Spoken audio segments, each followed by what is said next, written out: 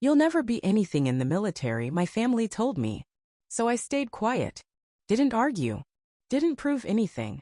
Until the day I walked into their corporate boardroom in full uniform with the authority to approve or shut down their entire project. My brother went pale.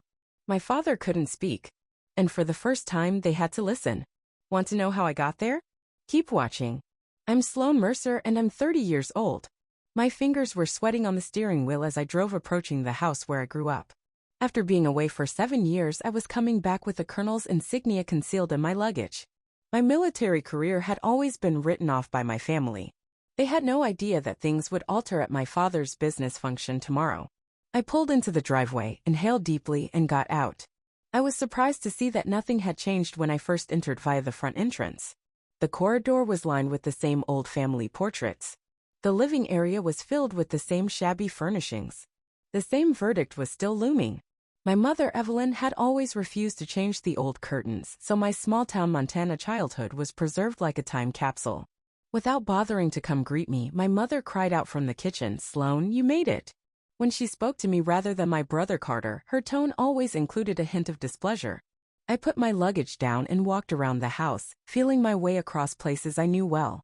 Through perseverance and networking, my father, Graham, rose from engineer to senior executive over his more than 3 decades at Pinnacle Defense Systems. His professional success, and the shadow it cast for my brother to follow, was the center of our family. My mother told me as I walked into the kitchen, "Your brother will be here soon. He recently received another promotion. Senior project manager now, you know." There was no mistaking the pride in her voice, the same pride she never showed while talking about my career. "That's fantastic," I said, my voice sounding robotic from years of repetition. "I must give him my congratulations." She went on to make supper while talking about Carter and his wife Aubrey, their new home, and all the business achievements that made them our family's golden children. She never once inquired about my life or work. I excused myself and went to my former bedroom upstairs. It was stuck in time, just like everything else. The walls and shelves were still adorned with high school cheerleading trophies, scholastic honors, and letters of admittance to colleges. Before I made the sad decision to join ROTC rather to pursue a business degree, my parents had saved everything.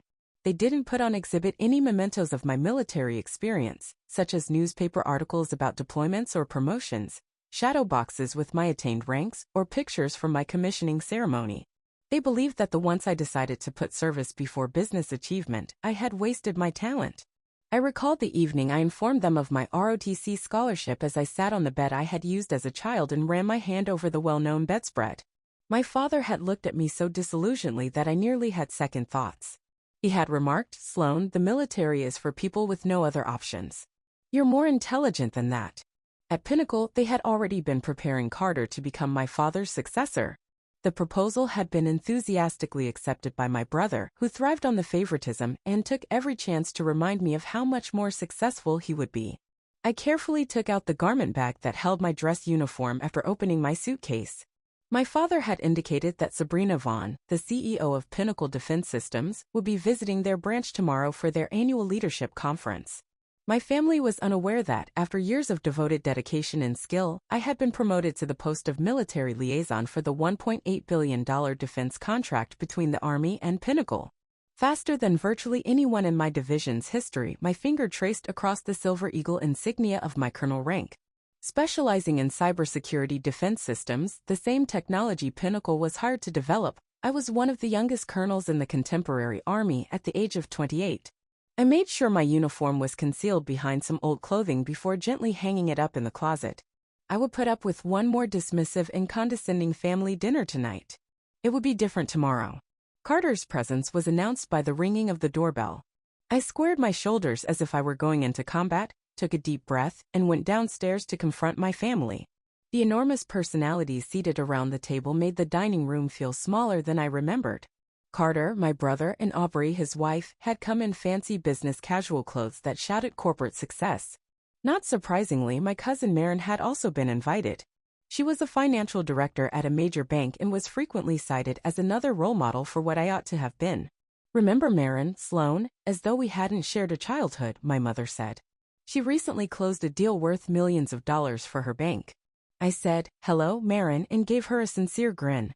Even if she didn't completely understand my decisions, Marin had always been sympathetic to me, unlike my immediate relatives. She hugged me and said, "It's good to see you, Nat. It has been far too long." The first exchange of words was nevertheless cordial as we helped ourselves to the food my mother had prepared. Despite my mother's disapproving looks, my father, Graham, sat at the head of the table and occasionally checked his phone for work emails. Carter started off by inevitably turning the topic in his favor by saying, "So, Dad, I wanted to tell you about the new project I'm heading up. I was specifically chosen by Sabrina to be the team leader." My dad grinned proudly. "That's my boy." Sabrina Vaughn does not assign tasks carelessly. She must have been quite impressed by you. "Well, it's the same project you've been working on for years," Carter added, looking at me to make sure I was listening. According to Sabrina, my new viewpoint could help things proceed more quickly. Knowing that the project was actually the Army contract I now managed, I held my tongue. If only they understood how much power I actually have to make Carter's new job a success or failure. Evelyn, my mother, stepped right in, excited to highlight Carter's accomplishment. "Dear, tell them about the employees you currently oversee." Carter swelled. 2 senior engineers who have worked for the company for more than 20 years are among the 12 direct reports. When they saw my successes, they overcame their reluctance to report to someone younger. My mother turned to me and smiled thinly, saying, "That's wonderful. How's your work going, Sloan? Do you still hold the same position?" I took note of her contemptuous use of the word job rather than career. I said simply, "Things are going well," not wanting to announce my promotion quite yet. "Are you still a commander or something?" my father, who was unaware of the proper military rank hierarchy, asked incoherently. In order to avoid going into further detail, I took a bite of mashed potatoes and replied, "Something like that." My mother interrupted, saying, Marin recently purchased a stunning new condo in the heart of the city. With a stunning view of the mountains, there are 3 bedrooms. Marin appeared uneasy about being used as a benchmark once more. "It's not that impressive, actually," she said politely. "It was just good market timing. But it's good to see young people establishing themselves properly, building equity instead of moving around every few years," my mother went on. It was obviously a jab at my military lifestyle. Over the past 8 years, I had lived in 4 states in 2 other countries, which my mother viewed as unsettling and immature. Speaking about tomorrow, my father continued, "The CEO is coming to review our branch," gladly diverting the conversation. "It's significant. Sabrina Vaughn rarely stops by regional offices." Carter boasted, "I already have my presentation ready." Sabrina even sent me a personal email to express her excitement about my innovation proposal. "Is the visit scheduled to include anything special?" I asked naively. My dad gave a nod. "Project evaluations, a special statement about the military contract, and a full staff meeting. The Pentagon liaison is meant to be a colonel, but I don't think they'll send someone that senior. Most likely just a major who will find our operation impressive." I held back a grin. "That sounds intriguing." "Not really," sneered Carter. "The business side of things is never understood by military types. They only check boxes and obey directions." Marin frowned and remarked, "Carter, that's unfair." However, my brother was suddenly having success. "Come on, everyone is aware of the reality. The military is a backup profession. Those who are unable to succeed in the actual competitive world hide behind rules and ranks." My mom gave me a nod of approval. "Sloan, we always knew you were very intelligent. That's why your decision to go down that route was so disappointing." "What precisely do you suppose I do for the Army?" I asked, maintaining a level voice. "Follow procedures, push papers," my father shrugged. "Sure, it's important work, but not particularly difficult for someone with your potential. There you will never be anything." Carter chuckled. "I'll be managing my own division in 10 years, and you'll still be taking orders." Despite my successes, the words hurt. Though previous traumas remained deep, years of treatment had helped me realize that my family's acceptance shouldn't matter anymore. Marin tried to defend me by saying, "I think Sloan made a choice that works for her." "It's a waste," my mother said with a dramatic sigh. "All that potential. Do you recall how all of your teachers predicted that you would one day manage a business?" As they continued to analyze my alleged shortcomings and lost chances, I pushed food around my plate. The topic of discussion turned to Marin's investment portfolio, Aubrey's promotion at her law company, and Carter's impending trip to Hawaii. Nobody inquired about the specialist training I had finished or my recent deployment. My father reiterated the significance of tomorrow's meeting for his career while dessert was being served. "I have invested in Pinnacle for 30 years. I could eventually become vice president thanks to this deal. I gave him a sympathetic nod, understanding that everything would change tomorrow, but not in the way he had anticipated. I went back to my childhood bedroom later that evening and listened to the house's familiar settling noises. I could still hear my parents complimenting Carter's accomplishments from down the hall. "He is truly remarkable," my mother was stating. Sabrina would be stupid if he didn't see his senior leadership potential. I traced the colonel insignia I had slipped from my backpack with my fingers while I closed my eyes. There is no way that tomorrow will arrive sooner. I stared at the glow-in-the-dark stars that were still adhered to my ceiling, remnants of a time when my potential had been assessed differently, and I struggled to fall asleep. My parents had noticed something in me back then, before Carter began working at Pinnacle and before I chose to enlist in the ROTC. However, that all changed when I decided to go in a different direction than what they had in mind. During my sophomore year of college, I recalled sitting at this exact dining table with an ROTC pamphlet in hand, outlining how the program would cover my tuition and offer a fulfilling career path. The armed forces, with his face twisted as though I had recommended becoming a street entertainer, my father had inquired. "Sloan, that's for people who can't get real jobs." "It's a legitimate job," I had retorted. "And that's what I desire." My father and mother looked at each other anxiously. "But what about business or law school? You've always expressed a desire to work at Pinnacle." "No." That was what they had always stated. I had only nodded in agreement, attempting to be the daughter they want. The subtle undermining started when I refused to back down. My ROTC accomplishments went unnoticed. When my parents unexpectedly had unavoidable work commitments, Marin was the only one who drove 6 hours to attend my commissioning as a second lieutenant. My military portrait was still in a drawer, but my father had Carter's elevation to junior analyst at Pinnacle framed. However, my career took off in spite of their firing. Early on, my ability for cybersecurity and systems analysis was identified. I was put in charge of a specialist team creating defensive procedures against new cyber threats and promoted to captain by the age of 23. I led a task group that discovered and stopped a sophisticated attack on military infrastructure, saving numerous sensitive documents and maybe lives, and I was promoted to major by the age of 26. My first real mentor was Captain Eleanor Grant, who saw promise in me that my family would not recognize. After a particularly taxing training session, she had remarked, "Williams, you think differently than the others. You will get far with that." She taught me to follow my gut and make the most of my distinct viewpoint. Eleanor urged me to look into it more after a regular security check turned up trends that others had overlooked. In the end, the inquiry revealed a concerted effort to compromise several defense systems. I later commanded an operation that put me on the radar of the Pentagon and won me an early promotion to lieutenant colonel. I had been personally suggested for the Pinnacle liaison role by Eleanor, who was a brigadier by that time. She had clarified, "They're creating next-generation security protocols. Someone who is aware of the strategic and technical ramifications is what we need. Someone who is fluent in both corporate and military jargon." Only 3 weeks ago, brigadiers and Pentagon officials attended the ceremony where she pinned the Silver Eagle of full colonel to my uniform, but my family was not present. I hadn't even mentioned the promotion to them. I had learned to cease aiming for their acceptance after years of being rejected. Brigadier Eleanor had later remarked, "Colonel Williams, I hope you understand what a triumph this is.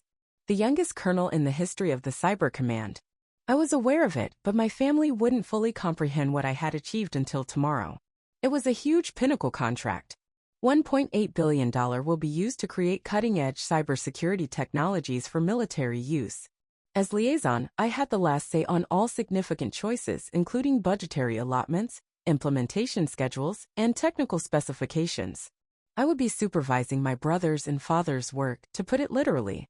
The irony was nearly flawless. They had disparaged my career choice for years, and now I had a big say in the project that would decide their futures in the workforce. I climbed out of bed and took my uniform out of the clothing bag.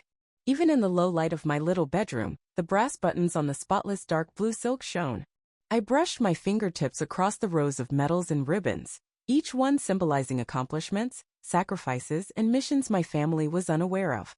I rotated the uniform jacket in my palms, catching the Silver Eagle symbol in the light. "Ranks don't mean anything in the actual world, Sloan," my father used to remark, I recalled. "What you can do is more important out here than the title you are given." Tomorrow, he would discover that in my world, I had to demonstrate my abilities repeatedly, under duress, and in the face of great obstacles in order to acquire this status. I went over my outfit very carefully, looking for any loose threads or areas that needed repair. I was calmed by the ritual, the comforting routine balancing the emotional upheaval of home. I was over the hurt from yesterday's dinner by the time the sun came up. The outfit was hanging there. I was determined, and my hair was pinned exactly as required by law. Colonel Sloan Mercer, not the unsatisfactory daughter they believed they knew, will report for service today. I put on my clothes with practiced speed, paying close attention to the placement of every button and pin. Confidence, power, and purpose were all evident in the person in the mirror. The insecure girl who had formerly frantically sought her parents' approval was gone. I told myself that this was not a time for retaliation as I pinned the colonel insignia on my collar. For better or worse, it was about letting my family see me for who I really am. It would be their loss, not mine, if they were unable to accept my achievement on my terms. I looked at my watch, which Brigadier Eleanor had given me. The time had come. I had to get there early to work with the security crew because the company function was starting in an hour. I could hear Carter and my parents getting ready to go separately downstairs. They didn't know I would be joining them, let alone what role I would play. I went downstairs and went to my own car after waiting until I heard their automobiles pull away. It took less than 15 minutes to drive to Pinnacle Defense Systems. I took the time to gather my thoughts and go over the main features of the contract I would be talking about today. Showing my family who I had grown into wasn't the only goal, it was also to make sure a vital national security initiative got the necessary oversight. I made one final effort to tidy my outfit as I parked into the military liaison allocated parking space.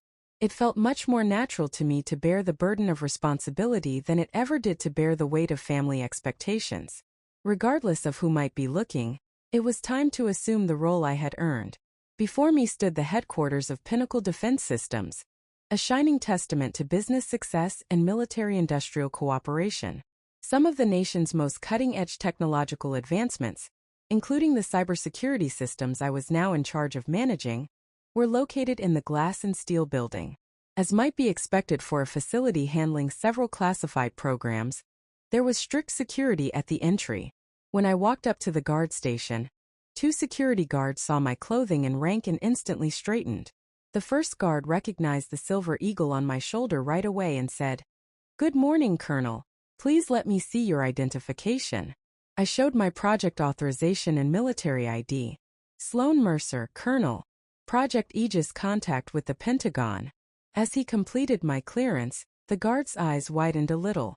"Yes, ma'am. In the main meeting room you are expected. Do you want to be escorted?" "That won't be required. I am aware of the path." To be honest, I had thoroughly examined the building's layout before to my arrival. I sensed a change in the mood as I passed past the security checkpoint. Regional offices were rarely visited by military officers of my rank, at least not by officers my age. Workers paused in the middle of their conversations as I went by. A few gave courteous nods. Others appeared really interested. I rode the elevator to the executive floor, where the meetings for the day would be held. My brother Carter was looking over his notes on a tablet when the doors opened and I saw him. As he saw my presence and my clothing, his eyes flickered up nonchalantly before widening in surprise. "Sloan? Why are you here? What's the reason for your attire?" When he saw the colonel insignia, his face lit up with confusion and the first signs of worry. "Good morning, Carter," I said in a formal tone. "I'm here to review the project." My father was talking to 2 other executives when he rounded the corner before he could reply. When he noticed me, he abruptly stopped speaking, his face changing quickly from astonishment to bewilderment to worry. "What's going on, Sloan? You're wearing a uniform, but why?" He looked around uneasily, obviously concerned about the opinions of his coworkers. I nodded and replied, "Dad, I was just getting ready by going inside the meeting room. In 20 minutes the meeting will begin." "That's right," one of the execs next to him responded. They, along with a few others in the vicinity, were now looking at my insignia with increasing familiarity. A woman with a name badge that identified her as Barbara Jenkins from Legal moved forward. "It's a privilege to have you here, Colonel," she remarked. "We didn't know you would be there in person today." My dad's face went white. "Colonel Sloan? What's the matter?" Even though I knew there was an increasing number of people in the corridor, I continued to act professionally. I think that during the meeting, CEO Murphy will go over everything. Please pardon me. I heard hushed discussions breaking out behind me as I made my way to the conference room. I had learned to remain calm under pressure from years of military training, but I couldn't help but feel a little pleased by their surprise. Staff members were already putting up refreshments and presentation materials for the high-level meeting in the conference room. When she saw me come in, the young woman setting out the water pitchers almost dropped one. "Oh, Colonel, we didn't know you would be physically present. Do you require any particular setups? Everything appears to be in order." "Thank you," I said, settling into the seat designated for the military liaison. Various team leaders and executives gradually entered the room over the course of the following 15 minutes. Compared to how my family had treated me just the night before, several of them presented themselves to me with a sense of deference. Many said they had anticipated a video chat and were taken aback to meet me in person. Looking uneasy, my brother and father came into the room together. They sat far away from me and looked at me in confusion every now and then. Before the meeting formally started, I concentrated on going over my notes rather than providing them with the gratification of an explanation. The door opened at exactly 9 a.m., and CEO Sabrina Vaughn and her senior team walked in. Sabrina, who was renowned for her forthright style and strategic acumen, was a powerful presence. Under her direction, Pinnacle rose to prominence as one of the country's leading defense contractors. As she looked about at the guests, the room became quiet. When her eyes met mine, they paused. Then a familiar smile appeared on her face, and she turned and came directly to where I was. She held out her hand and said, "Colonel Williams," with warmth, "it is such a pleasant surprise to meet you here." I mistakenly believed that a video conference was planned. I got up and gave her a hard handshake. I thought this would be a good opportunity to review the project in person while I was in town visiting family. Sabrina gave a grateful nod. "Very good initiative. The conversations today will undoubtedly be more fruitful with your presence." Her voice easily demanded attention as she turned to speak to the room. "Colonel Williams is our Pentagon liaison for Project Aegis, in case you were unaware. She has final approval power over all technical specifications and will be in charge of implementing the new security protocols." I witnessed my father's jaw literally fall across the room. Carter looked at me as though he had never seen me before. With a courteous gesture, Sabrina added, "Good morning, Colonel. I'm eager to hear your thoughts today." Several team leaders gave project updates before the meeting started. Every presentation acknowledged my control over the project's military components and addressed Sabrina and me directly. Everyone looked to me for answers to technical questions, particularly those pertaining to integration with current defensive systems. I answered by using my years of specialized experience to provide clear instructions and a thorough analysis. I watched as my father and brother exchanged disbelieving glances with every remark, their well-crafted worldview clearly coming apart. Carter was next in line. His customary confidence was visibly disturbed as he stood and walked to the front of the room. "I've developed a streamlined approach to user interface integration as the team lead," he stammered as he drew my attention. I said calmly and professionally, "Please continue, Mr. Williams," as though he were just another presenter. Nor my brother, nor the man who, 12 hours before, had scoffed at my choice of profession. Carter was obviously taken aback by my presence and position, as he stammered through his presentation. I pointed out his planning flaws with a series of technical questions once he was done. Not intentionally, but because the project required careful consideration. "Before we can approve this phase, these are important considerations that need to be addressed," I said. "By the end of this week, please submit the updated specifications." Seeing his son being held responsible by the daughter he had long disregarded as squandering her talent, my father watched the encounter in disbelief. As the meeting went on, it became more and more obvious to everyone present that I had knowledge and power that were worthy of respect. For the first time, my family was witnessing what my military peers and superiors had realized years before. The balance of power had changed irreparably by the time Sabrina adjourned the conference 3 hours later. She declared, "Colonel Williams will stay on site until tomorrow to perform security assessments. I anticipate that everyone will provide her the access and information she needs. Both Pinnacle's future and national security depend on this endeavor." Sabrina came over to me once again as the room started to clear. I must say, Colonel, you earned your reputation. Although Brigadier Grant says great things about you, seeing you in action today validates everything I've heard. I caught a glimpse of my father hovering close by, obviously wanting to talk to me, but unsure of how to get close. The time has come for the revelation. There was no turning back. My family and a few top executives were talking to Sabrina Vaughn when the conference room gradually began to empty. My father was clearly having trouble processing what he had just seen, as he lingered awkwardly at the group's edge. Beside him, Carter's former assurance had given way to bewilderment and a growing insight. Unaware of the familial turmoil that was silently taking place, Sabrina motioned for me to join her small group. Let me properly present you to our senior team, Colonel Williams. Although you may already be familiar with some of them via project documentation, face-to-face interaction is always preferable. I gave a nod and moved forward with poised professionalism.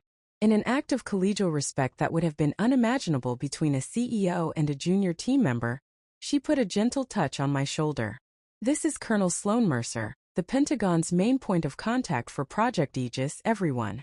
She has played a key role in creating the security frameworks that will serve as our system's foundation. Thomas Bailey, the Senior Vice President of Engineering, held out his hand. Your reputation comes before you, Colonel. Your research on adaptive defenses against threats from quantum computing was groundbreaking. Several of your suggestions have already been put into practice. I'm grateful, Mr. Bailey, I responded. I appreciate the practical application of theoretical work, intensely conscious of my brother and father observing the exchange incredulously. Sabrina proceeded with the introductions until she got to my dad. You must also be familiar with our Director of Regional Operations, Graham Mercer. Graham has worked with Pinnacle for almost 30 years. After everyone registered our same last name, there was an awkward hush. With a sudden revelation, Sabrina glanced between us. Are you connected, Williams? My father came forward before I could respond tactfully.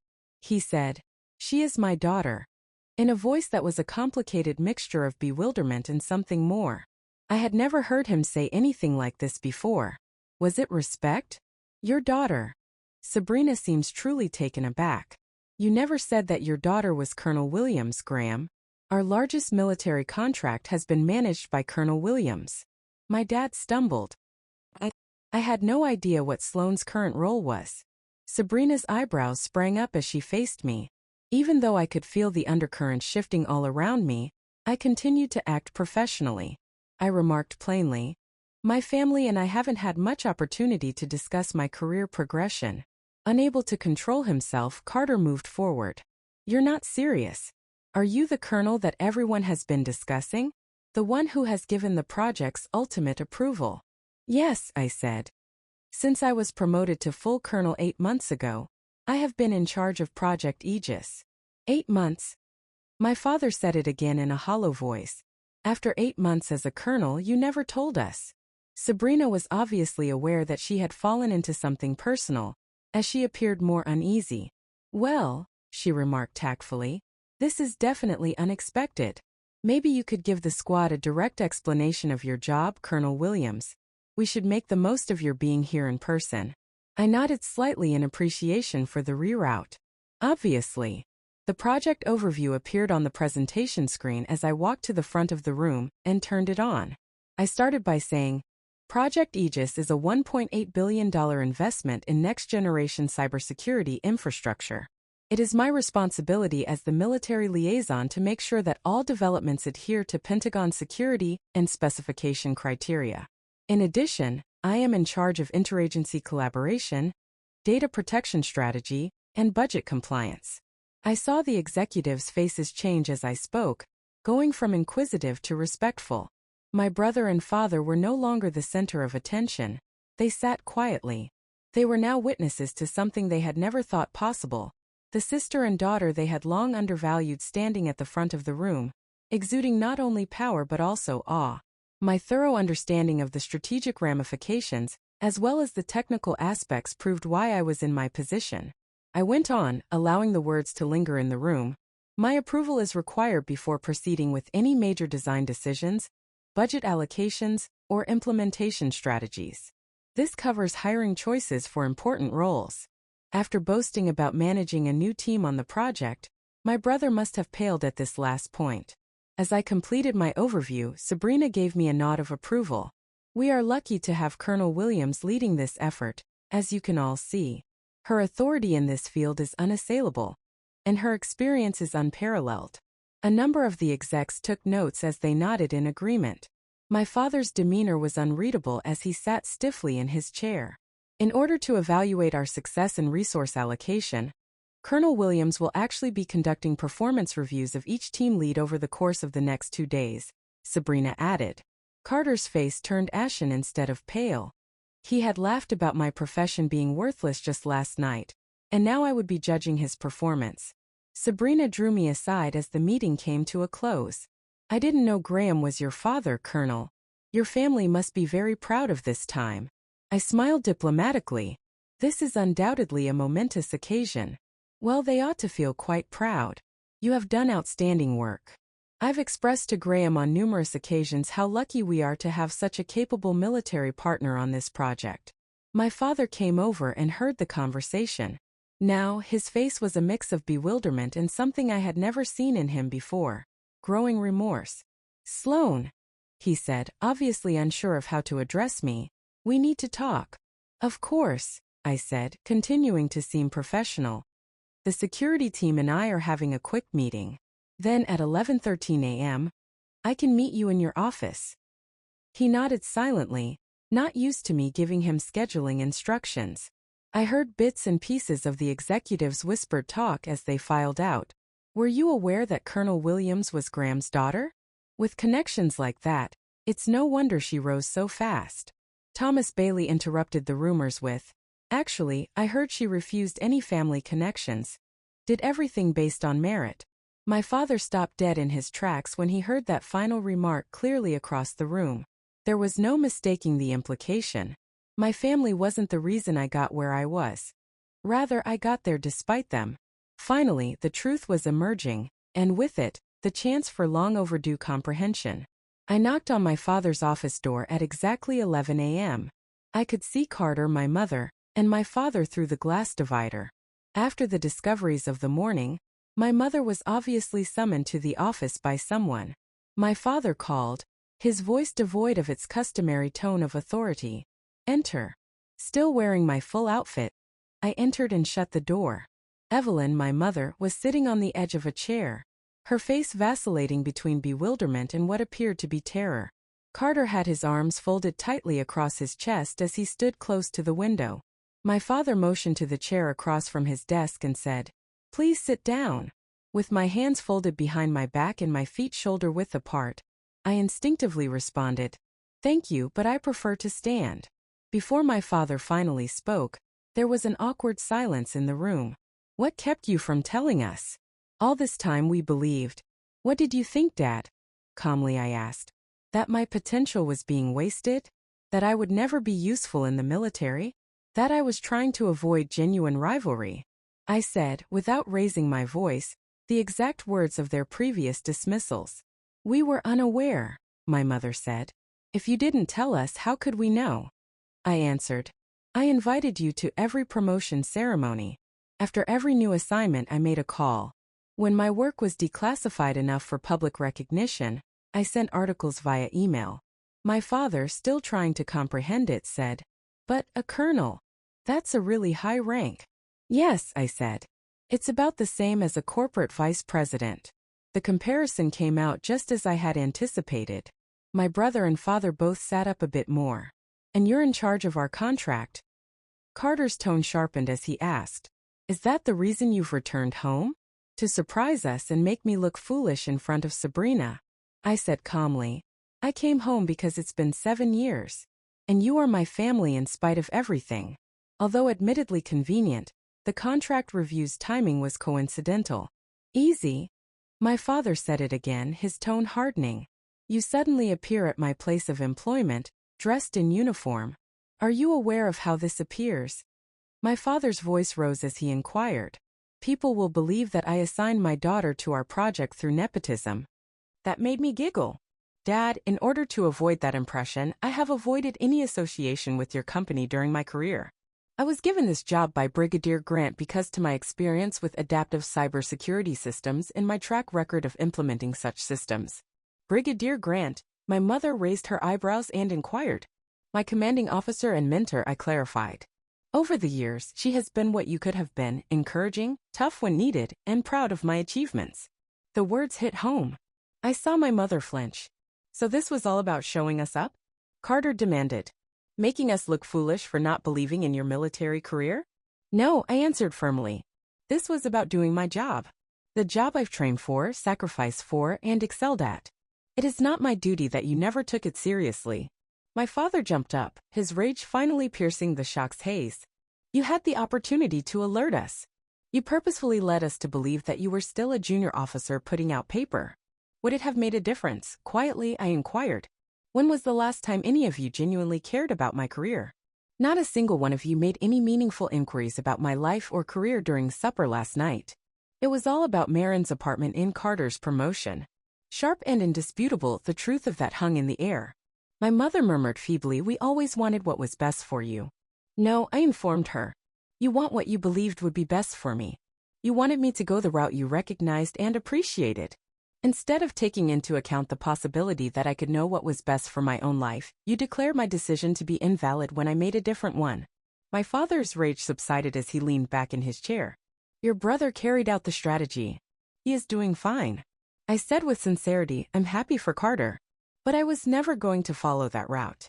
Something different was what I needed. Carter relaxed his protective stance and uncrossed his arms. We assumed you were simply stuck for all these years. Not moving at all. I understand your thoughts, I answered. Every time we chatted, you made it very evident. Greg, you said exactly that last night. You'll never be anything in the military. He was decent enough to appear embarrassed. I was unaware. I remarked, you never asked. Not one of you did. My mother's face changed when she abruptly stood up. Well, we know now. Naturally, we are really proud. Very, very proud. I always assured your dad that serving in the military was a noble profession. I nearly grinned at how normal the revisionist history seemed. Please don't do that, Mom. Don't act like you've always been there for them. It reduces the likelihood of a sincere reconciliation. Unaccustomed to such obvious contradiction, her mouth moved back and forth. For the first time since the meeting, my father used my name rather than my rank when he said, Sloan. What are you presently requesting from us? An expression of regret? Recognition by the public? I said plainly what I've always wanted. Respect my decisions. Recognition that my journey has worth and significance even though it deviates from your original design. I've only ever asked for that. As everyone took in what I had said, the room went silent once more. At last, my dad got up and came over to me. I briefly feared that he would try to embrace me, but instead he held out his hand. I owe you an apology, Colonel Williams, he continued in an emotionally charged voice. An important one. I disregarded your career out of ignorance and bias and failed to acknowledge your accomplishments. I was mistaken. That was his style, the formality. It wasn't an admission. I shook his hand. I'm grateful, Dad. He said, I still don't fully understand what you do. However, I'd like to find out. If you're prepared to instruct me. It exceeded my expectations. A constriction in my chest started to relax. That would be nice. My mother, who was less at ease with outright apologies, came next. Instead, she replied, we should have attended your ceremonies. I wish I could have seen you acknowledged. It was the closest she could get to an apology. I nodded in acceptance.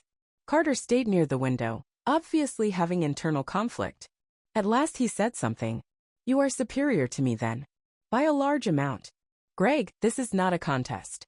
But he surprised me by saying it always has been though. We were raised like way by our parents from the start. I simply had the benefit of going along the route they had already authorized. In years he had not spoken to me with such candor. We made different decisions. Both are worthwhile. Slowly he nodded. For the record, based on what I witnessed during today's meeting, I could never accomplish what you do. Just the technical expertise, not to mention the presence of leadership. It was amazing. It was Carter's equivalent of a complete apology and prostration. Thank you, I muttered. My dad cleared his throat. Sabrina would like to eat dinner this evening. With everyone. She is aware that we are family now. Sloan, she's really impressed with you.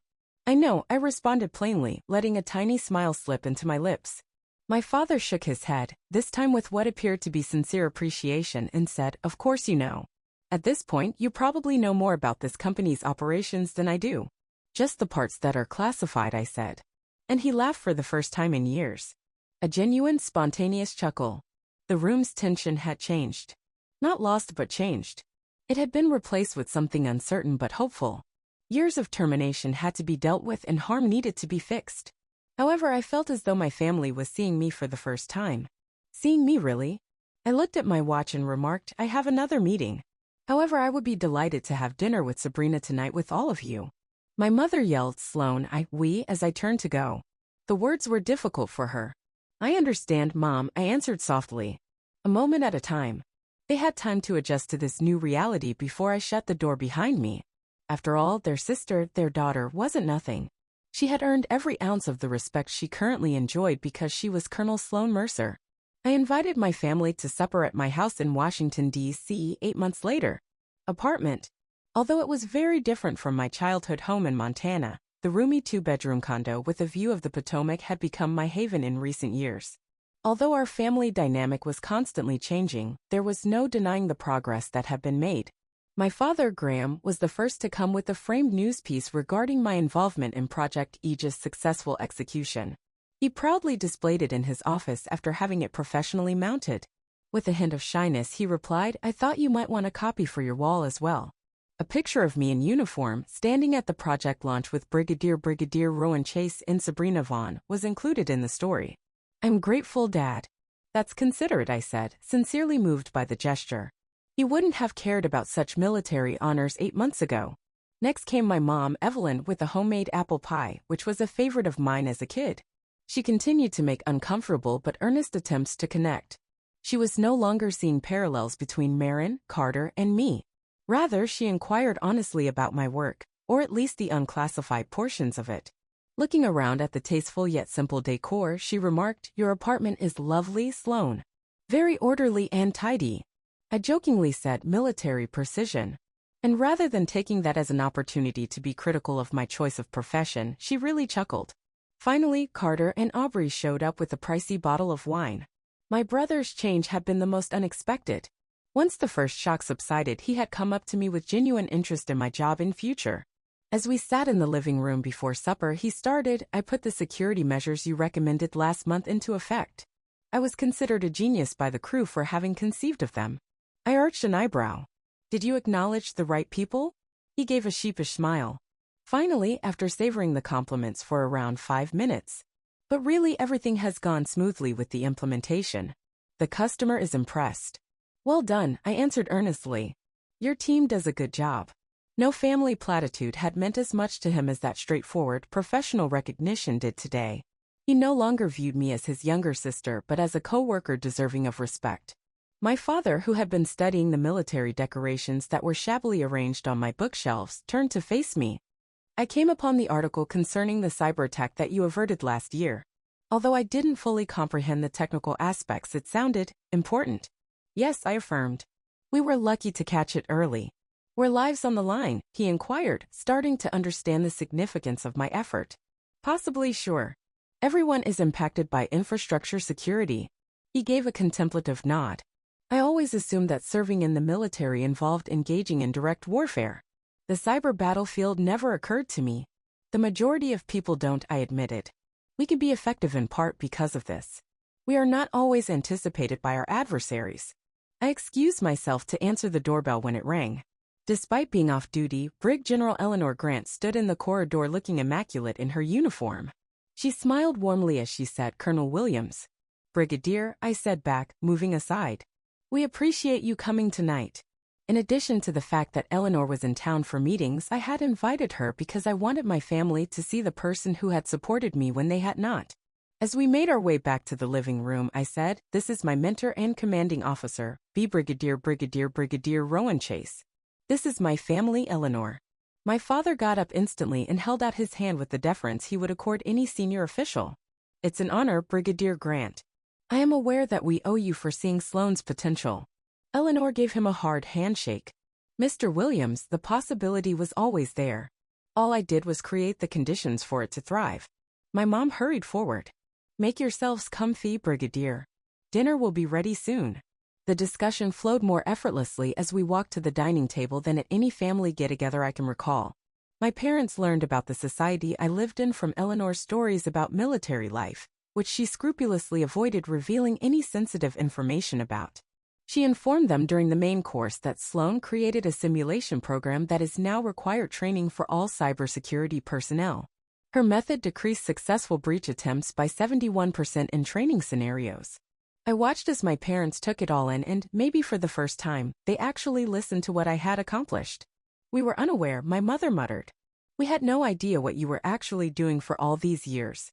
I answered, you never asked, but without the resentment that would have tainted those words half a year before. But you now understand. And that is what counts.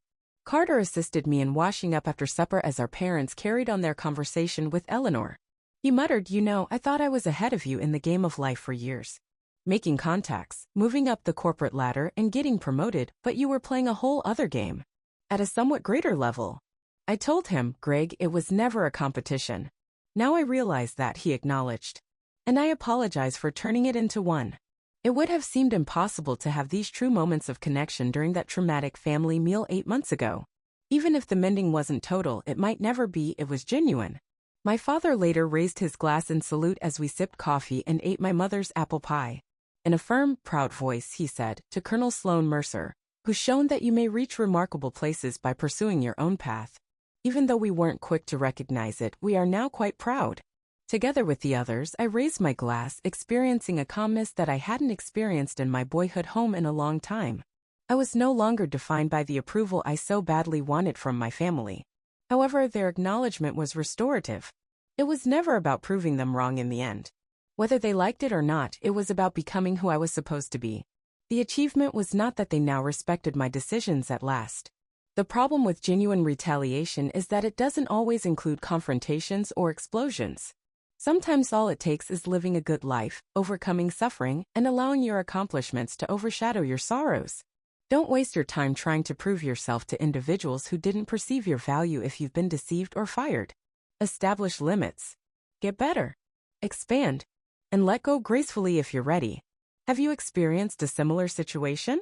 I'd love to hear how you use pain to gain strength, so please share your story in the comments section. For you, what does it mean to rise above?